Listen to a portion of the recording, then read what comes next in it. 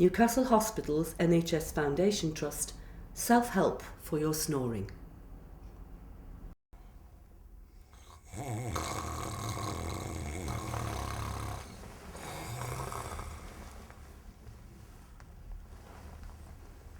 Snoring can cause disruption to the lives of not only the snorer, who often feels tired and lethargic due to interrupted sleep, but also to partners and other family members whose sleep is disturbed.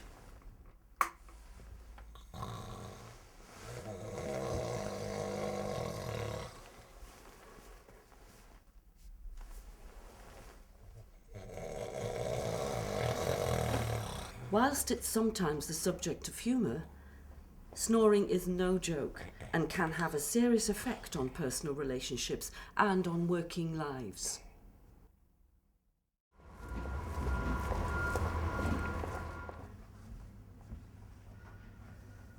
I've tried numerous remedies for my snoring, but none of them seem to work. In fact, it's getting worse. Everyone in the house is complaining. Why do I snore so loudly? Well, we all snore to some extent, but it's much more likely to happen if you're overweight or you smoke or you've had too much to drink. It can even be caused by medication or your sleeping position. Fortunately, there are some lifestyle changes that you can make that will help to reduce your snoring. So, let's start with your weight and healthy eating. Have you gained weight lately? Yes, and my snoring's become worse since I put on a few pounds. Well, that's why I wanted to start by discussing your weight, because being overweight is the single biggest factor in causing noisy night breathing in both men and women. A man with a collar size of over 16 inches often experiences heavy snoring because of the extra weight around the neck. This extra fat squashes the muscles of the airway and pushes the tongue back while you sleep. I do try to eat a healthy diet, but sometimes it's hard, especially working shifts. Sometimes even the healthy foods can be high in calories, particularly ready meals, which are often high in fats, sugars and salts. Well, I do my best. I never eat cakes or biscuits, and I always have diet drinks. As a basic guide, it's best to avoid food which has more than 5 grams of fat per 100 grams. Many GP practices run healthy eating groups. It may be worthwhile asking your practice nurse if there's one near you. Remember, one of the biggest mistakes many people make is portion control. That is, the amount you eat. Can I ask you how much exercise you take? Well, I do go to the gym 2 or 3 times a week, but I do quite a lot of my job sitting down. Oh, well, it's good that you try to get to the gym, but even making simple changes to your lifestyle can help burn calories. Use the stairs at work or leave your car at home and walk. Walking is the very best exercise and it's free. Oh, you might want to buy one of those small pedometers and try walking 10,000 steps a day.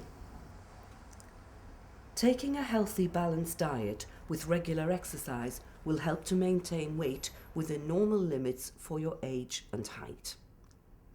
Many of us have a high body mass index in the obese range without realizing it. Try finding out about your BMI. You can calculate your BMI on the NHS website and also find out about the 5-a-day meal planner. Is alcohol involved? I only have 2 or 3 glasses of wine or a couple of pints of beer a night. How would that make my snoring worse?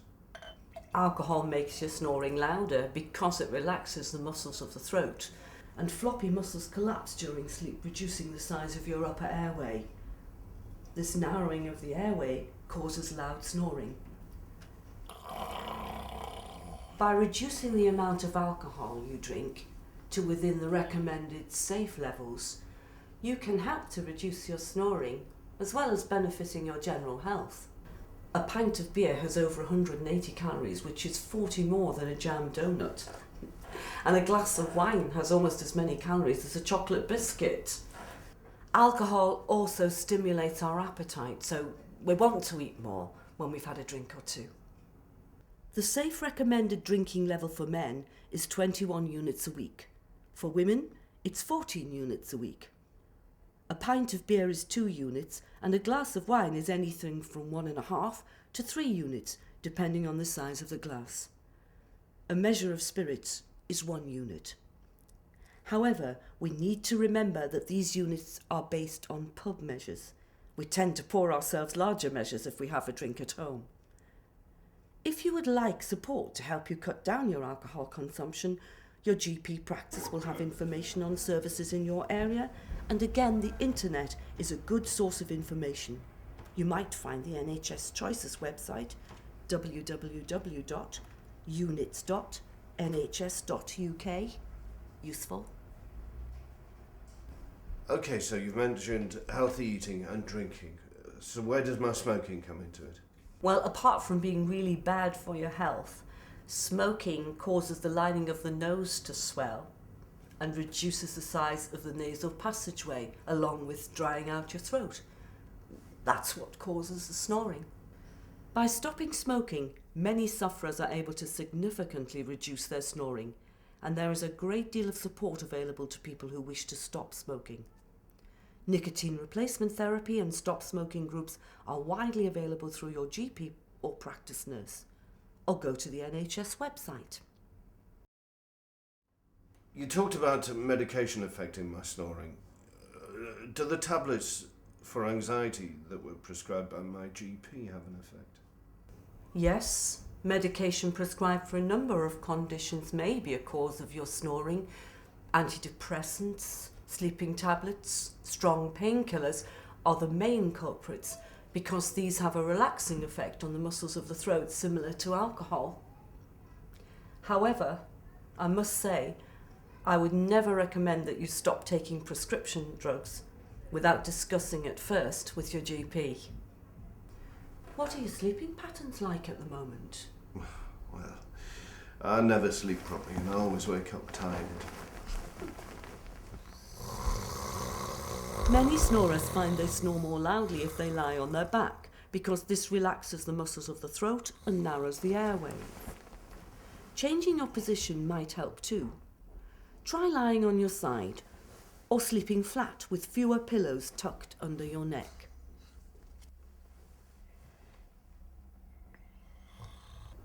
I've tried those nasal strips and nasal sprays, but none of them seem to work. Well, some people find that wearing a splint in their mouth at night helps because it pushes the jaw forward slightly and helps to keep the throat open. You can buy these over the counter, or you can get your dentist to fit one for you. I know I've broken my nose in the past. Could that have anything to do with it? Well, it could, and an operation may help, but a broken nose is only one factor. You may have a really good nasal passageway and still snore loudly enough to disturb your partner. Is there not an operation I could have on my throat? I've heard of a laser operation for snoring and taking the tonsils out. Should I have that?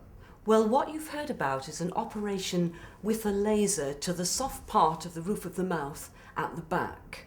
In some people, this can become floppy over time and vibrate, causing noisy breathing. And it's true that big tonsils can sometimes obstruct breathing at night. So if you think you have a problem with large tonsils, you really need to discuss this with your general practitioner. But remember, extra weight around the neck can also push the tonsils in.